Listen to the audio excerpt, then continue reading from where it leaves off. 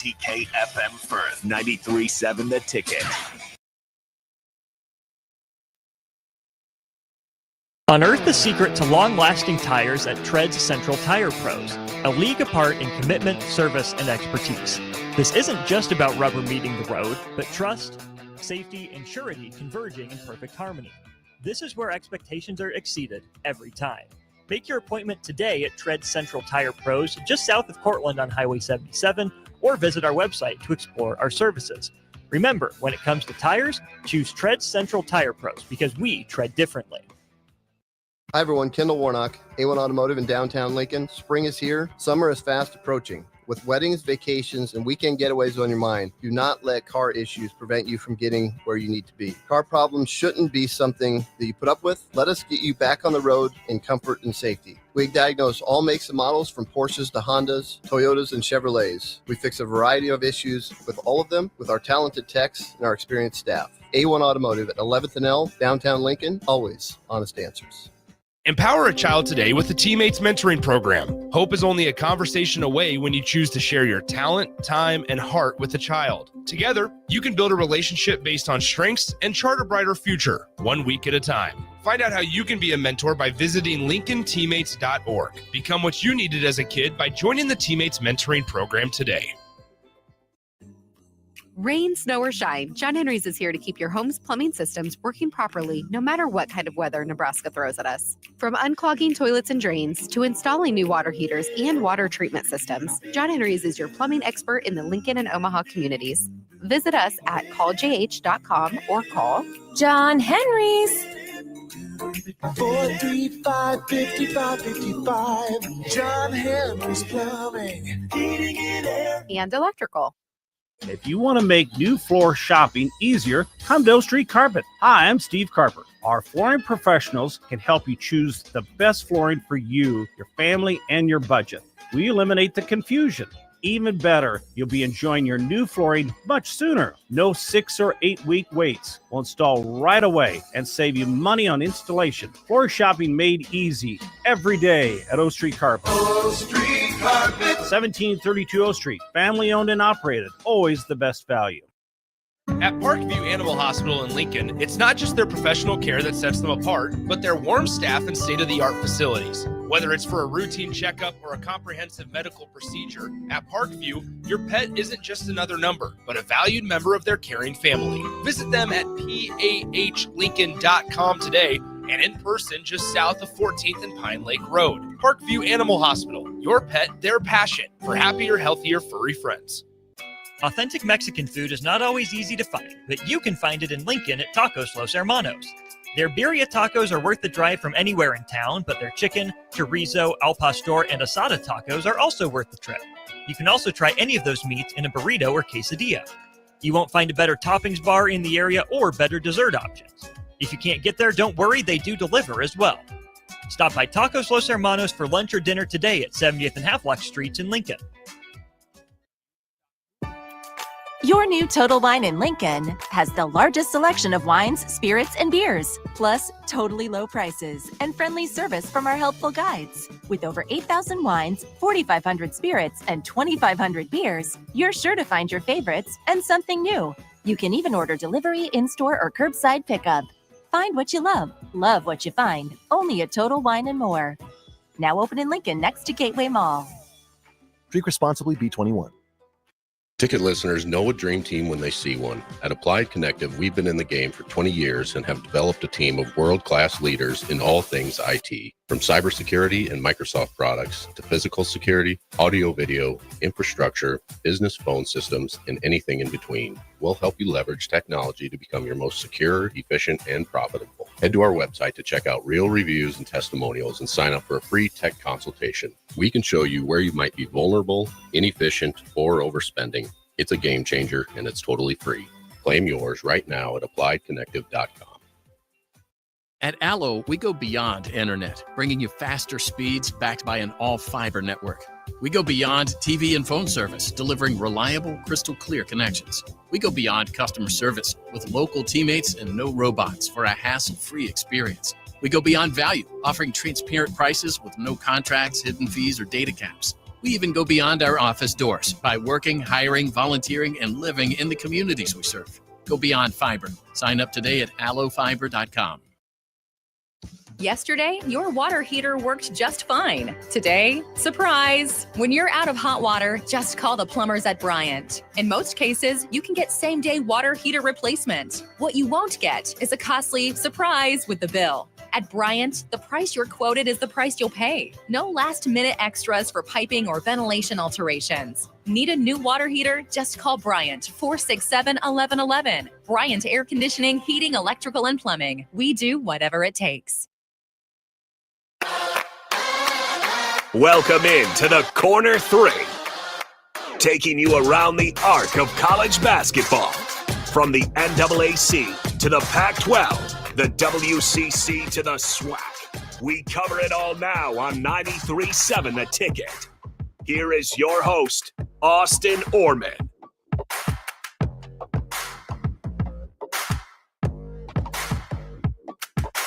Oh, welcome in.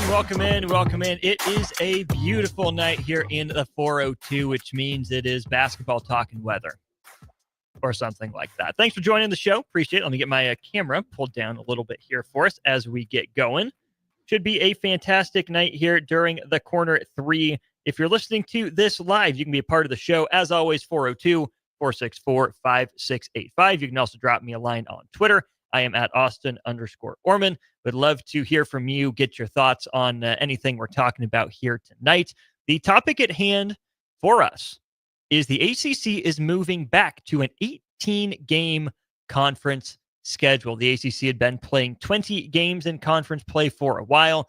They said, you know what, that's not actually helping us to the degree that we thought it would. So you know what, we're changing this up. We are going back from 20 games to 18 games. Certainly a curious decision. We'll dive into that.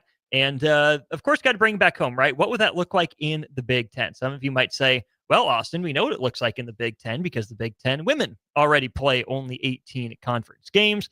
And that's noted, but there's an off-the-wall sort of idea from Kevin Sweeney that I thought was interesting and would be worth diving into. So we'll do all that throughout the course of the show. You got anything Nebraska? You got anything Big Ten? You got anything national? Let me know. Again, 402-464-5685, or drop me a line on Twitter at Austin_Oerman. Leave a comment on Facebook, YouTube, Twitter, any of those streams brought to you by the great people at Sartor Heyman Jewelers. They're just down the street from us here. We're at 11th and O. They are at 12th and O, or you can check them out down on Pine Lake Road. All right. The press release from the ACC. Before we get into the commentary from some national people and my own opinions on it, here's what we got from the ACC. The Atlantic Coast Conference has announced its men's basketball teams will play an 18-game conference schedule beginning with the 2025-26 season. The ACC has conducted 20-game conference schedules since the 2019-20 season and last played 18-game league schedules from the 2012-13 through 2018-19 seasons. The decision to return to an 18-game conference schedule comes after continued strategic assessment, during which the conference office collaborated with athletics directors, coaches, external consultants, and television partners.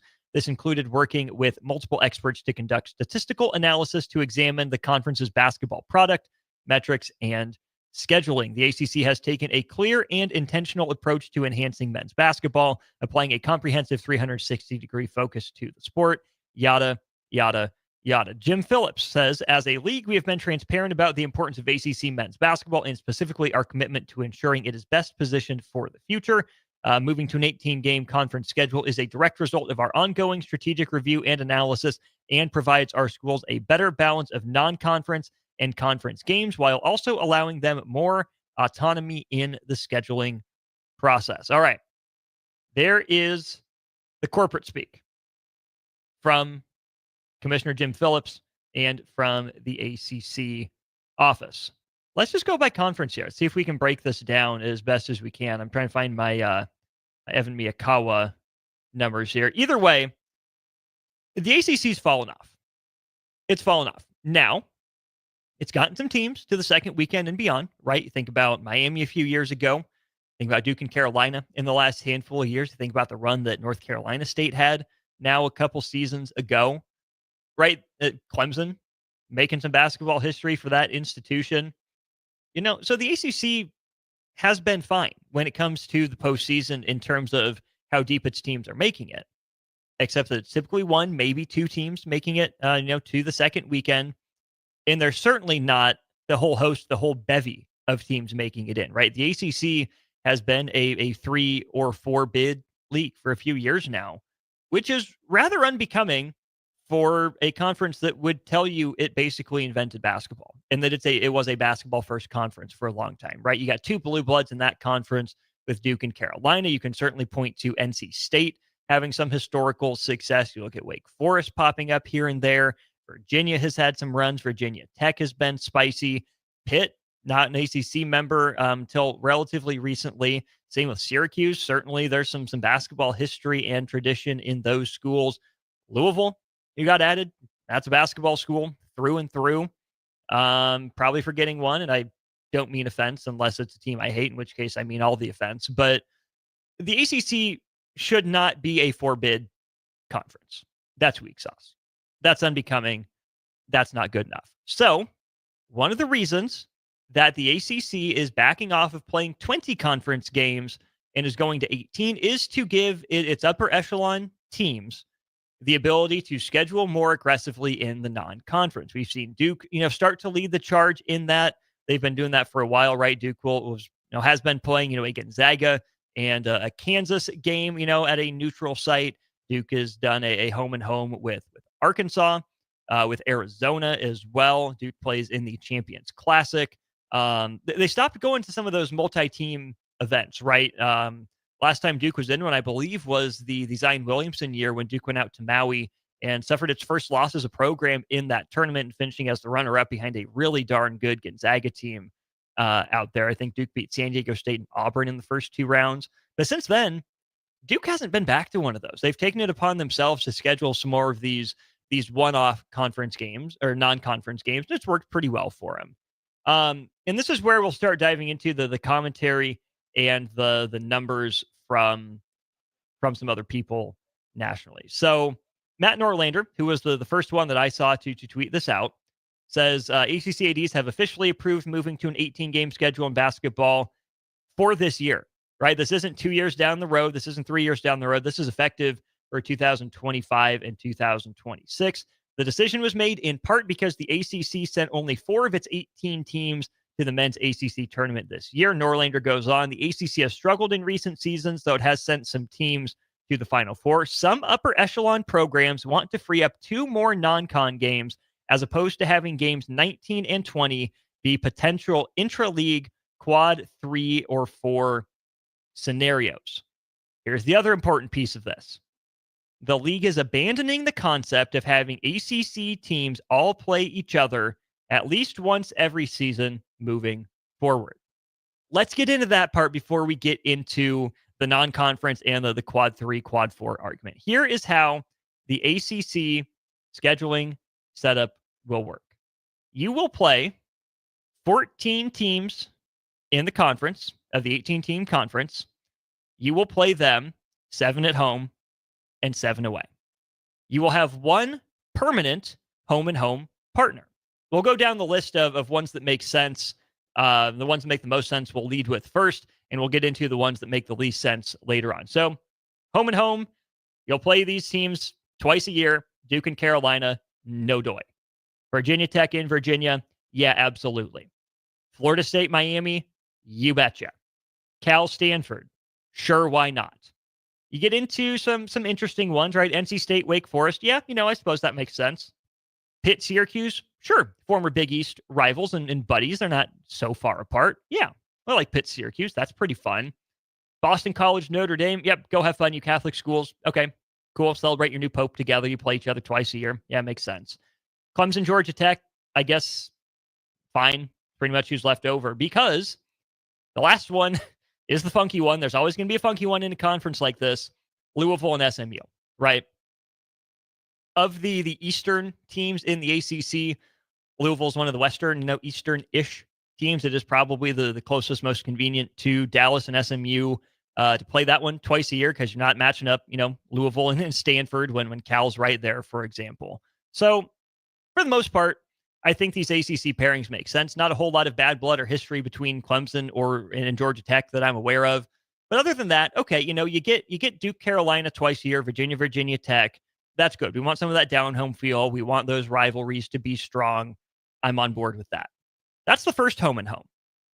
But that still only gets you to 16 conference games. So where do games 17 and 18 come from? An assigned second home and home partner. So every year, the ACC will take a look and say, who was good? Who do we want to match up twice a year? I haven't seen an official formula for how this is going to go down. So this is mostly conjecture on my part, but I think we can parse out, we can tease out the logic from Jim Phillips in the basketball scheduling office here. Hearing rumblings that people expect it to be Duke and Louisville as the second home and home for both of those programs.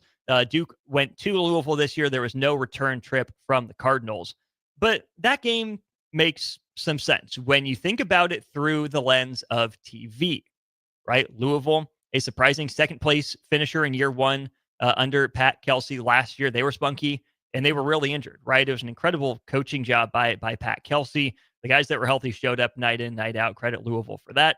Duke being a basketball school, Louisville being a basketball school. Yes, absolutely sign me up. It's the top two teams in the conference. And Louisville is one of those schools I don't think a lot of people have a ton of issues with, especially now that Pitino is gone. I don't mind Louisville football so much. Louisville basketball rankles my blood. And I think that's exactly what, ESPN is going for here, right? People will watch Duke versus Louisville. That's where it becomes fascinating to see who, say, North Carolina's double play will be, the second home and home opponent. Would you make it North Carolina and Clemson? Clemson seems to be on really stable, solid ground under Brad Brownell. Would that game draw a lot of eyeballs? Maybe the North Carolina aspect of it would. Clemson's still growing into its basketball identity and foundation, but you could talk me into Notre Dame Clemson. You could talk me into Notre Dame Pitt potentially. You could tell me it would be Notre Dame NC State, Notre Dame Wake Forest. That would be the way I would lean, right? Because we are still attempting to preserve some of the regional feel, some of the regionality to it, right? And if you're telling me there's a chance that Duke or North Carolina could go a season without playing NC State or Wake Forest when these teams are really bad, that's a problem. And that leads me into the other part of this from Matt Norlander. Some upper echelon programs want to free up 2 more non-con games as opposed to having games 19 and 20 be potential intra-league quad 3 or 4 scenarios. Again, Duke has already taken to doing this a little bit, right? You see them schedule Illinois in February, a game that Duke won in a laugher. I think Duke has Michigan on tap for that in February. Don't remember if that one's in DC or in New York again, but I think I saw that was on the docket. So Duke is already taking to doing that. So they'll play one extra, ACC game before everyone else, or at least pack another one into an earlier week in the schedule so they can get this next non-conference game in. But it's that last part that tells me the incentive structure in college basketball is a little flawed, is a little off base.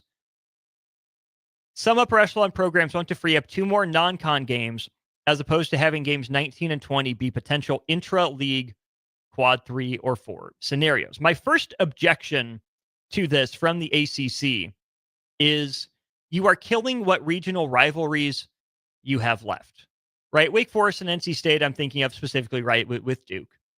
Throw, Virginia Tech in there, depending on the futures of those two programs.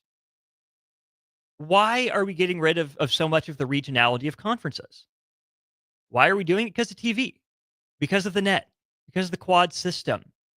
But that is just the surface level, right? I don't like that we're getting rid of it at all, but we're getting rid of it for TV ratings and chasing metrics that may or may not, at the end of the day, matter to the selection committee, right? They do a pretty good job of staying in tune with what the net says.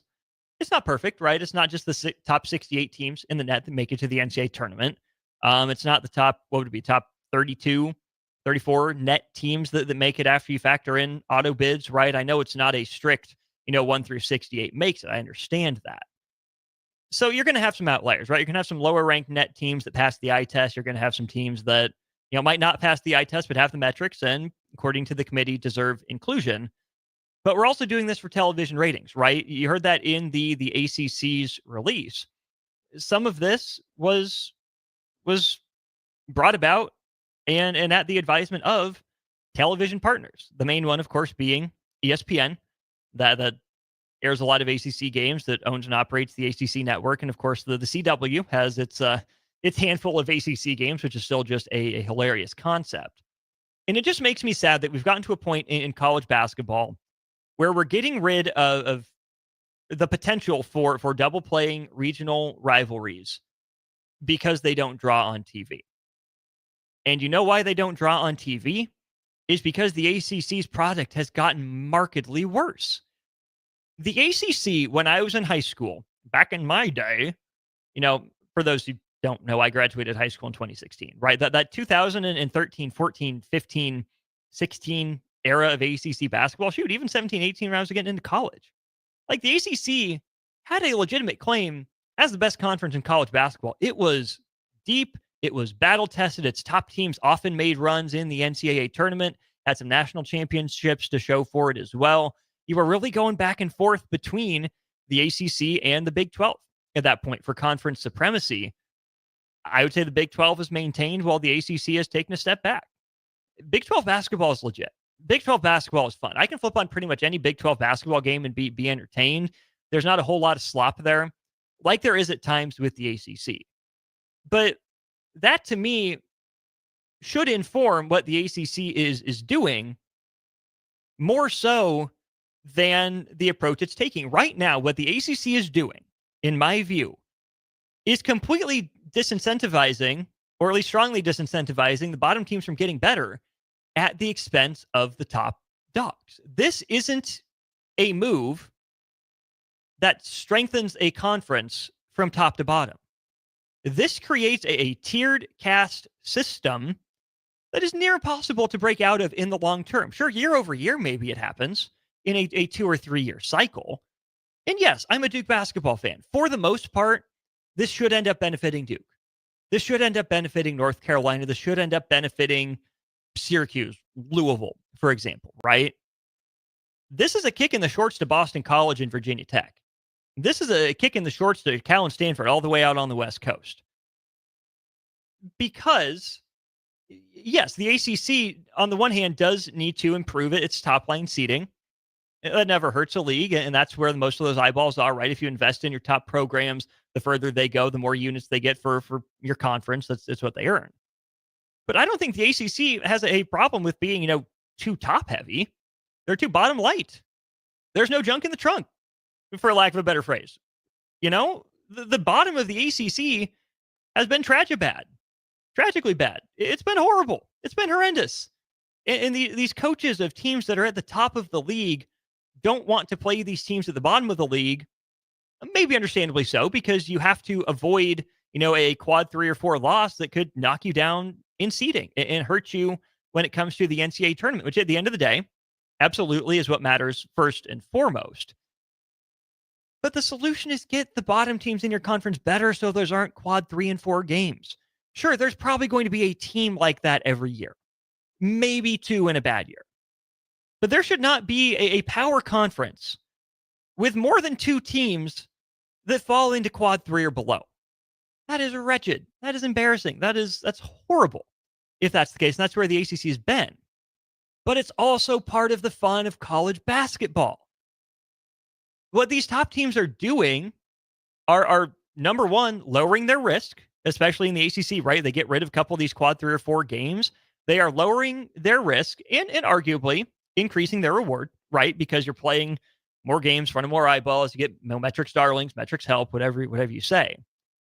But where's the fun in that for fans? Like, what if we go a year without Duke NC State? What if we go, 3 years without Duke making a trip to Winston-Salem to take on Wake Forest? Is that the point of college athletics? Is that the point of college basketball? No, I really don't think so. I don't hate the model of an 18-game conference schedule on its face. Honestly, I don't. Because guess what? That's what I believe, that's what the Big 12 was doing. It was a 10-team league. What the Big East was doing for a while as a 10-team league. You get 9 home games, you get 9 road games, you play everyone twice. It's that simple, right? The perfect conference size is either 10 if you're going to do 18 game schedules, or if you want to play 20 conference games, make it 11. You do home and homes. That's where I don't hate what the NBA is doing, right? And making sure that every team plays everybody. With the star power across the league, the way it's growing, yeah, you should want as much national and then eventually international exposure for your best players as possible. And the way to do that isn't to keep, sequestering them or cloistering them in their home market. It's to give them exposure and the chance to gain a fan base across the country, right? Go wide. Because you can go tall enough, right? In LA with LeBron and Luka.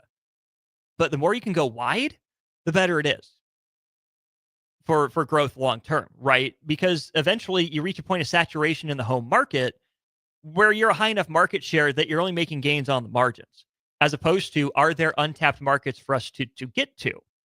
And for a league like the ACC, that should be an entirely marketable league with all those basketball programs I mentioned, right? I'm sure there are plenty of people like me that know, Duke, Carolina, obviously it makes sense. Louisville's been a good basketball program, but Pitt basketball used to be fun. Syracuse basketball used to be hard to watch, but they used to be good, right? I mean, you think about Virginia has had a run of success and they have some history to build on. Stanford was really good in the early to late 2000s. You look at Miami's made some runs. Florida State, I'm curious to see. Clemson is building. To get rid of the regionality, the rivalry, and the playing everyone aspect of college basketball, that just rips at the fabric of my sport. And I can't even blame the ACC for it because they're following the incentive structure. I wish we were at a place in college basketball that the ACC could play 18 conference games and see everyone. They don't think they can do it, and I think that's unfortunate. I don't think it's healthy for the sport in the long term, in the long run, even if I can understand the rationale for it in the here and now. I think this is a good spot for us to take our first break of the show. Oh, just kidding. One more thought. Isaac Trotter, guest of the program, friend of the show. He's been on a couple times. He throws this out here about the ACC's move, right? Getting rid of the 2 conference games for more and more cracks, presumably, top 100 teams, according to Bart Torvik, Evan Miyakawa, Ken Palm, certainly in that range. Isaac Trotter says this: the ACC has not posted a winning record in non-conference games against top 100 teams for the last 4 years, according to Bart Torvik. 21-22, the ACC played 53 games against top 100 competition in the non-conference. The ACC won only 18-35.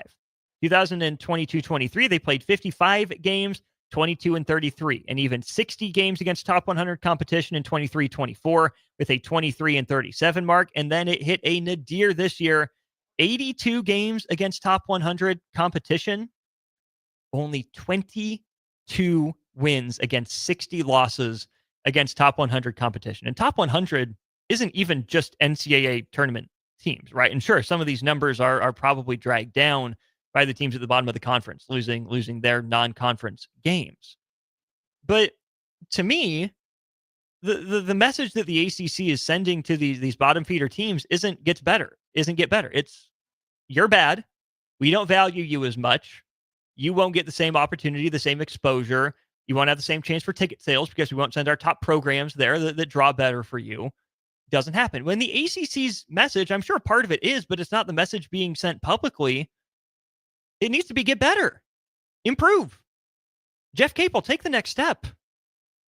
Notre Dame, Micah Shrewsbury, work. Syracuse, Adrian Autry's not it. You move on from a legend in the game, and you biff the hire. Virginia Tech, you lost Buzz Williams, and you didn't follow it up. Clemson, pat on the back. You're doing better with Brad Brownell. What's the next step for you? Can you at least maintain this? Wake Forest. What's next for you? Are you the perpetual, 68th, 69th, 70th team in these bubble discussions? You got history. NC State. You're trending the right direction with Will Wade, but you've been boring. You haven't been fun outside of one run. The message doesn't need to be bottom teams, you suck. We're not going to come play you. You're not going to get your chance to see your long-standing rivals. The message needs to be get better. Earn these spots, right? We want to feature our programs equally. We don't want to play favorites. I just don't know how that message is coming across or being received. I don't know if it's necessarily healthy for the league. I guess we'll see. Coming up in our next segment here of the show, of the podcast, I want to go to something that Kevin Sweeney posted. Kevin's really good at CBB Central online. We'll set it up with this. After 13 league games starting around mid-February, divide the standings into 3 pods. Top 6, middle 6, bottom 6. Guess what? The Big Ten has 18 teams just like the ACC. That could work for the Big Ten. What would that look like if the Big Ten were to play its first 15 conference games, and then break into pods of 6 to play its final 5 games? We'll dive into that idea from Kevin Sweeney with some analysis from my numbers after this. Take control of your health with the DASH scan at Advanced Medical Imaging. The DASH scan is a full-body MRI designed for advanced health screening. This dynamic approach provides exceptionally sharp images across multiple organ systems, helping to detect potential concerns early.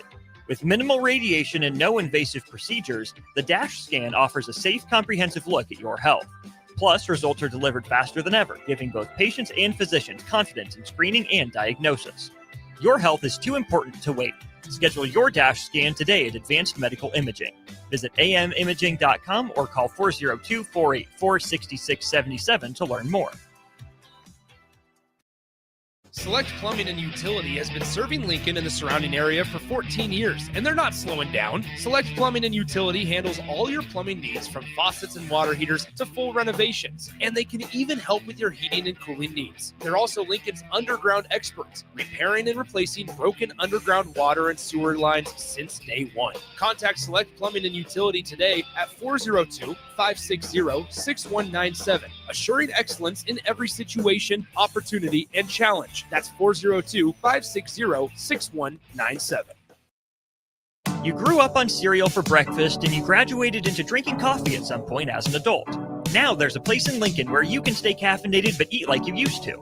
Control Coffee and Cereal Bar brings Saturday morning vibes to every day with locally roasted specialty coffees, Lotus energy drinks, and tons of breakfast cereals with toppings. And did we mention they have video games to play while you're there too? Control Coffee and Cereal Bar open 7 a.m. to 5 p.m. Monday through Friday and 8 a.m. to 3 p.m. on the weekends at 15th and Pine Lake.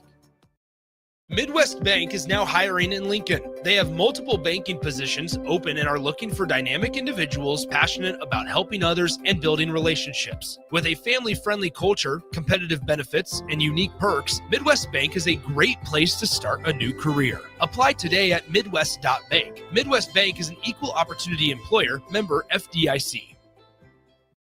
Why are some people more successful? Is it talent and determination, or did they recognize an opportunity?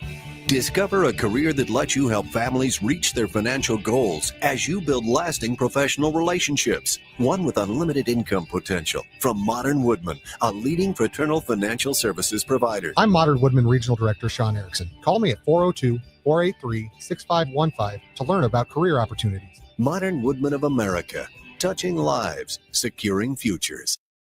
A lot of businesses say they're family focused, but when tough situations in life arise, the business wants anything but your best interests. James Enterprise Incorporated is hiring, and they will always treat their employees like family, just as they do their customers. James Enterprise Incorporated is hiring Class A and B CDL drivers, a shop tech, and a diesel mechanic. If you're looking for a career with a company that goes above and beyond to value you and your family, apply today at jamesenterpriseinc.com or call 402-432-6740. Step into healing at Prairie Orthopedic and Plastic Surgery. Our team of top-notch medical professionals turns pain into progress with state-of-the-art treatments and compassionate care. Visit prairieortho.com and discover the difference in quality orthopedic and plastic surgery services tailored to your unique needs.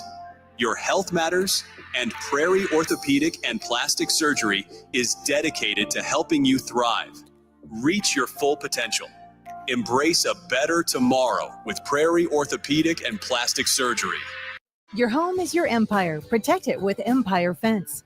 Get a free instant quote with the online estimating tool at empire-fence.com. See an upfront estimate with no hidden fees. An Empire Fence can provide privacy and improve the appearance of your home. Keep kids and pets in or out of your yard. Increase security and add value to your property. Visit empire-fence.com now to view the stylish and maintenance-free possibilities for your home and get a free instant online quote. Let Empire Fence protect your empire. At Valentino's, we're on a mission for tradition. On every slice, for every bite. Golden baked crust, cooked to perfection every time. Savory sweet sauce that's made from our own secret recipe. Loaded with the perfect amount of fresh toppings and melty mozzarella cheese. It's the tradition that Nebraskans have come to love. From game day to every day. Valentino's. Taste the tradition. Get rid of pesky critters once and for all with Bats to Rats. Their expert team is here to help you reclaim your home. No more sleepless nights caused by crawling critters or flapping wings. Bats to Rats ensures a safe environment for every family member. Check the website at batstoRats.com for amazing offers. And if you mention this ad, you'll receive $10 off your initial inspection cost. Call Bats to Rats today at 402-781-8691. That's 402-781-8691. Bats to Rats. Back to the Corner 3 on 93.7 The Ticket. Here is your host, Austin Oerman. All right, welcome back into the Corner 3. I am your host, Austin Oerman. Give me a follow on Twitter. You see it scrolling below me if you're watching live at Austin_Oerman. Drop me a line there. Or if you got a text, you can shoot it my way, 402-464-5685. All right, as I mentioned, saw a tweet from Kevin Sweeney, who's at CBB Central on Twitter. His idea for the ACC is that after 13 league games, divide the standings into 3 pods of 6 teams, top 6, middle 6, and bottom 6. The final 5 games of the season would all come against that pod. You can't fall outside that pod for conference tournament seeding. And he says this would have helped Wake, North Carolina, and SMU in a lot of ways. So, yeah, interesting idea. And he notes there are some challenges with that. Planning the travel, right, on such short notice, getting referees, finding TV, making sure that the partners would be able to satisfy that without the set schedule ahead of time. But here's his rationale. When other bubble teams are playing quad 1 after quad 1, and your bubble teams are closing the year with games that only hurt you, it's time to get creative. Yeah, except it's just a bummer that we have to get creative instead of get good, get competitive, get spicy, get spunky, whatever you want to say, right? I get being creative. If they feel like they're in such a dire moment, they don't want the slide to continue any longer. Better to get creative than stay bad. We'd rather get good than have to get creative, right? I think a lot of these conferences, a lot of these commissioners, a lot of these coaches, and I'm sure at some level, even the players are craving some simplicity, right? Some just simple, basic common sense when it comes to scheduling and opponents. But, my brain got to working. Let's take Kevin Sweeney's idea there, right? I am still assuming, though, a 20-game Big Ten schedule. Big Ten football was one of the pioneers in playing 9 conference games. I can only assume the Big Ten will continue to play 20 conference games in perpetuity.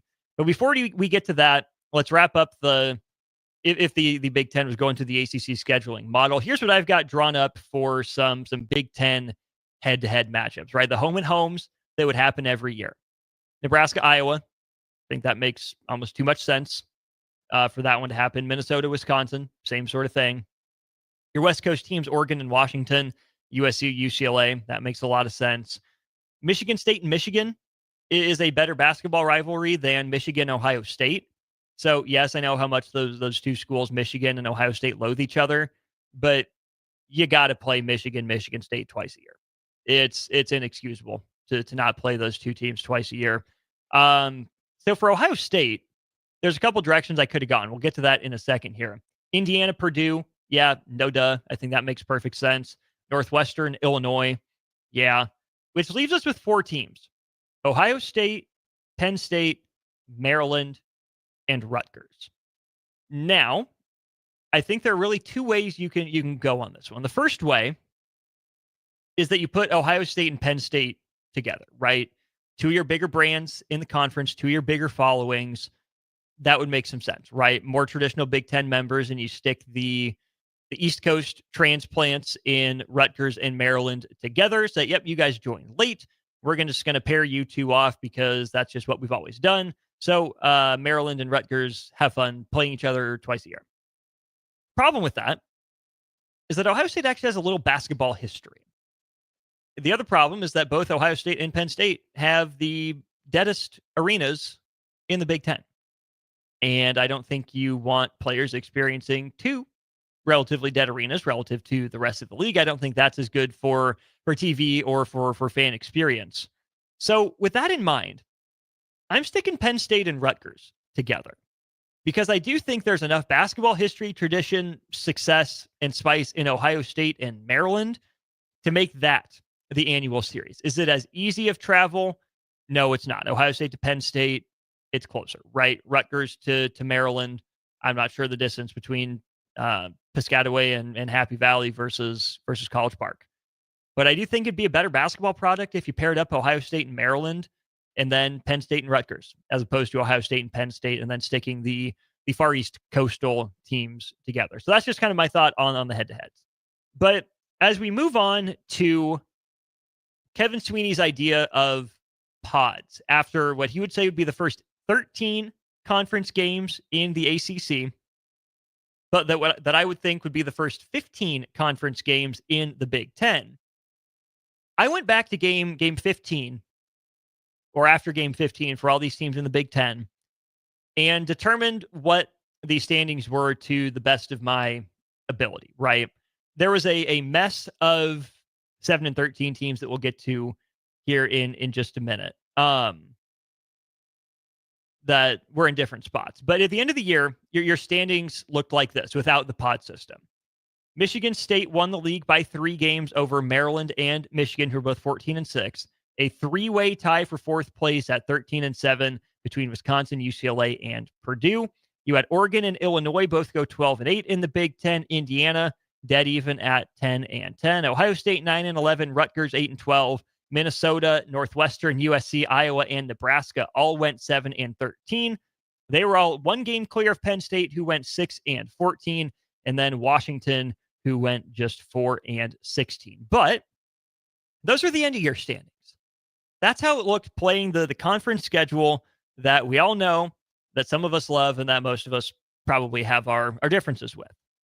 Let's go back to the first 15 games, right? So if we're splitting this into the pod system, funny enough, the top 6 teams don't change. Now, there is some jumbling in and among these teams, but the top 6 teams in the Big Ten after 15 games were the top 6 teams and the top 6 seeds in the Big Ten tournament. So Michigan State was still on top with a 12-3 record in the Big Ten.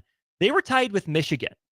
Okay, so you have your 2 Michigan schools up there at 12-3, and I gave Michigan State the nod here. I don't know how the tiebreaker would have worked, and of course the conference will have to come up with this. Oh wait, no, I know what it was. I know why I gave Michigan State the edge here. So Michigan State was Michigan's 15th conference game. So that's the final game of the first 15. Okay. On the flip side, the first game against Michigan was Michigan State's 16th conference game. So what does that mean? That means if we were to break these pods up after the first 15 games, Michigan State would not have seen Michigan yet, which would have been a bit of a quirk as we get to the pod system, as you're supposed to play your final 5 games against the other 5 teams in your pod. So essentially what needs to happen, since Michigan State, as the schedule was constructed, played Michigan in 2 of its final 5 games, that wouldn't be allowed in this new system. You would lose an opportunity against Michigan there, just to make sure they play everyone in the pod. So because I believe Michigan State won that game, that's why I gave them the nod over over Michigan. So it was Michigan State and Michigan at 12-3 with Michigan State as the 1. It was then Wisconsin with an 11-4 record with a head-to-head win over Purdue. Those are teams 3-4 in the first pot of 6. And then Maryland had a head-to-head win over UCLA. Both of those teams were 10-5 in the conference after their first 15 games. So the top 6 in the Big Ten under this pod system would be Michigan State, Michigan, Wisconsin, Purdue, Maryland, and UCLA. So essentially, what's being proposed is you create a 15-game schedule for the Big Ten. I'm sure it would look pretty funky. You'd absolutely have to miss some conference opponents. My guess is you would probably have your home and home in those first 15, right? So Michigan and Michigan State under this new system would most likely play each other twice. And under this setup, they would play each other a third time in the regular season. This is all before we get to the conference tournament. How they determine where that game would be played, I don't know. Maybe it's point differential. Maybe it's common opponents. Maybe it's just a coin flip. I don't know. But essentially what would happen is that Michigan State, leading the Big Ten at 12-3 in this scenario, would play Michigan, Wisconsin, Purdue, Maryland, and UCLA. You play everyone else in your pod. Let's move on to pod 2, and I'll use Nebraska to illustrate some of the challenges here with this system. So pod 2 in the new look sort of Big Ten under this model would have had Illinois, funny enough, at the top of the second pod. Illinois was 9-6 in Big Ten games. So that was a game back of both UCLA and Maryland, would have put them in 7th place.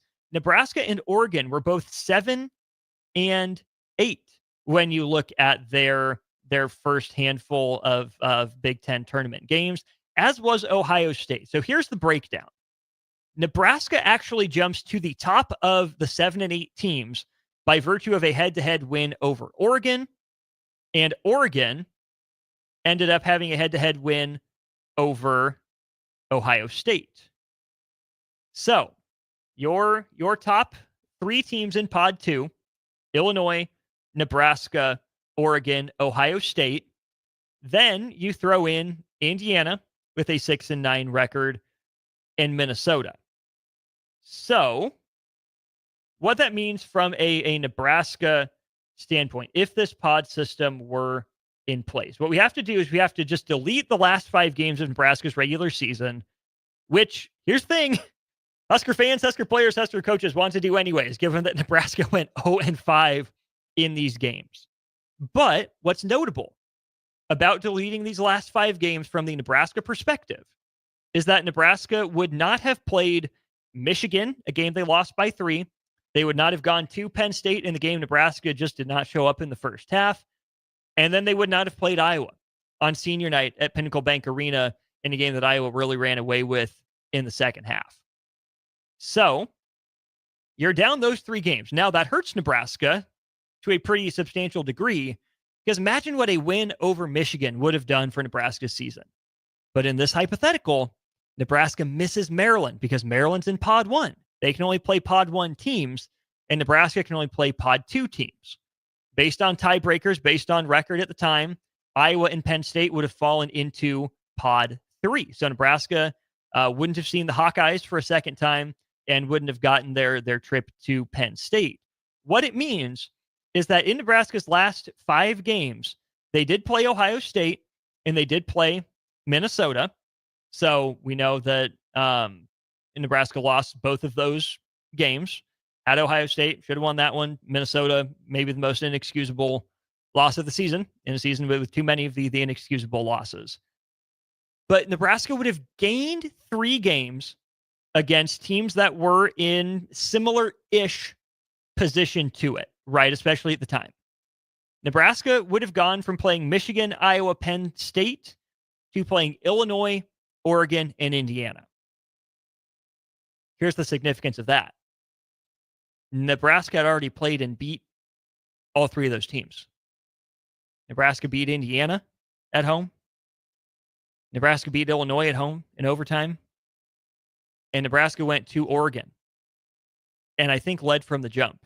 Or maybe it was a Nate Biddle dunk and then Nebraska led for like the last 38 minutes of that game, whatever it was.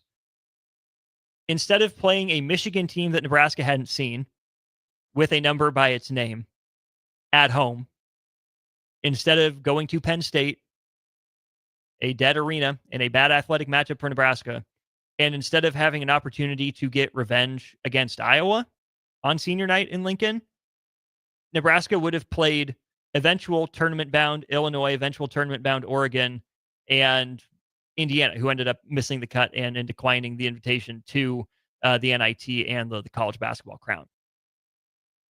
I don't know if it's easier, it's more difficult. It's certainly different for Nebraska had they, done this pod system. Here's the other part, though, that makes this intriguing, is that under this hypothetical, all 12 of the teams that we've mentioned so far, your pod 1 of Michigan State, Michigan, Wisconsin, Purdue, Maryland, UCLA, those 6 teams would have been locked into the top 6 seeds in the Big Ten tournament based on, by virtue of, how they performed in the first 15 games. They could not fall down to the 7th seed or below. Those 6 teams, in some order, would be your top 6 seeds. Again, let me use Nebraska to illustrate the point. If the Big Ten had this pod system, Nebraska would have been a Big Ten tournament team. And therefore, maybe they lose all 5 of their games in pod play and lose another one in the Big Ten tournament. So it doesn't matter. But if Nebraska doesn't lose to Iowa and Penn State, and Nebraska picks up a win, maybe they double down on Illinois, whether they double down on Oregon, whether they double down on Indiana, it really doesn't matter. Nebraska would have picked up another win that would have held some heft. It would have been a weighty win for the Huskers, and they would have had another chance to pick up a win or 2 in the Big Ten tournament.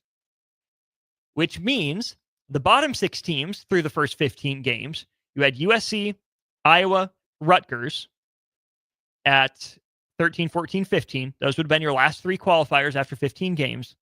Then you had Washington, Northwestern, and Penn State.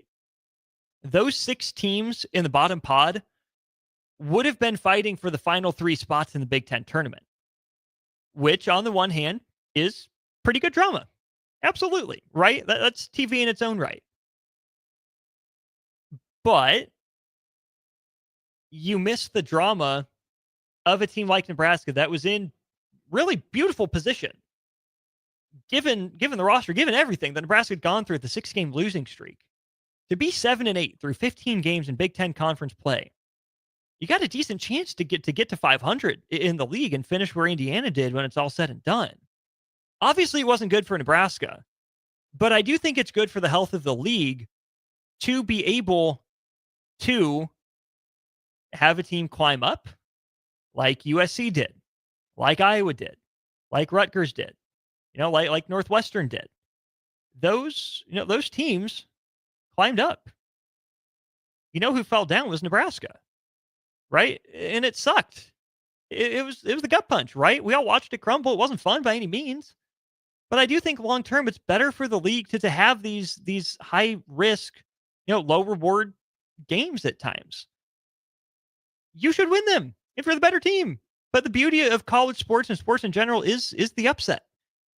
You hate it when it comes back and bites your team. You do.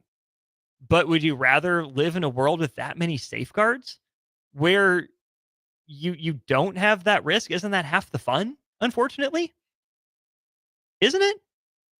What if Nebraska finished the pod system that we just talked about 0-5 with the same 7-13 record and was locked into the Big Ten tournament through basically no merit of its own?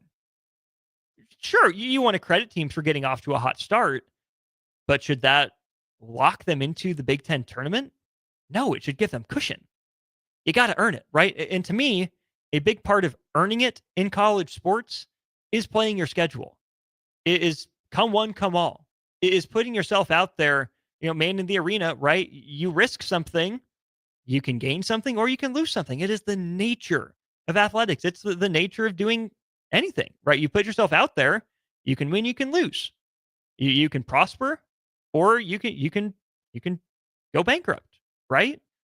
So yes, in the short term, it absolutely would have been better for Nebraska to qualify for the Big Ten tournament this year and give themselves a chance to win a game or two to qualify for the NCAA tournament. For the long-term health of the Big Ten, and honestly, I will say the same for the ACC, I don't think it's that beneficial to add these extra safeguards to lock teams into place when they don't see everyone, right? If these bottom teams don't get their chance to consistently go up against the best teams in their league, how are they supposed to know what it takes to get better, right? Can we all agree that the competition is what makes you better, not having your spot secured? You got to have something to drive you. You got to have something to push you. And for these top teams with quote unquote less to play for, maybe they have to learn to take these road games against these bottom feeder teams more seriously. We got to learn that lesson. We got to mature. We can't sleepwalk into this arena and assume we're going to come out with a win. Those other guys are on scholarship too. They're playing Division I, Power 5, Power 6 basketball too. That's an important lesson to learn as you grow and mature, that there aren't days off, that you have to take every opponent seriously, treat them with respect. And on the flip side, is just for the sake of this example, right? The teams that finished in the bottom of the Big Ten. Will more games between Penn State and Washington help Penn State and Washington improve? Will that help them get better? No. What Penn State and Washington need to get out of the bottom of the Big Ten is not more superficial wins and losses that inflate, their or deflate their record against teams of similar quality. What these teams need, what these coaches need, what these programs need is to see what a good team and see what a good program looks like and start to year after year, game after game, pick up hints on, oh, this is what they do. I like this. Let's implement this. It seems to help them because it translates in the game. This is what we are not doing that this team does. This is what this team is not doing that we are doing, that we have to excise from what it is we do. I understand at the end of the day, there are benefits to having been good historically, right? Michigan State has a leg up. Purdue has a bit of a leg up. Indiana has a bit of just a natural inherent advantage because they have been good before. So sure, maybe that snowball is already rolling down the hill. But I worry that splitting into pods and getting, quote unquote creative for the sake of the league for television ratings is skewed incentive and does not help leagues in the long run. I think it puts up more barriers. I think it makes it harder for teams to move up. And I don't think that's necessarily good because if a program does put in the legwork and improve, they should be rewarded for it. But I don't think it makes it easier for these teams to climb up. And I don't think that's necessarily the stratified system that we want in college athletics. That could just be me. I'll stop my rant. I'll get off my soapbox. I'll put the podium away, shove it to the side. But thanks a ton for listening. It's been a fun hour. It has flown by pretty quickly. Really do appreciate all of you for stopping in, for being a part of the show. If you have any comments listening back to it, hit me up on Twitter at Austin_Oerman. Would love to go back and forth with you there. Thanks for listening. We'll do it again on the Corner 3 1 week from today, Friday night at 6 p.m. Be on the lookout. Another baseball corner with myself and Nick Sainer will drop on Monday at 6. And if you're listening live on stream, we got a full weekend of Ticket Weekends coming your way starting tomorrow, 9 a.m., the Liba Business Hour. Thanks to Starter Heyman Jewelers. Thanks to Strick and Jay for their help throughout the shows today. It's been a blast. We'll talk to you again soon. This is Austin Oerman signing off.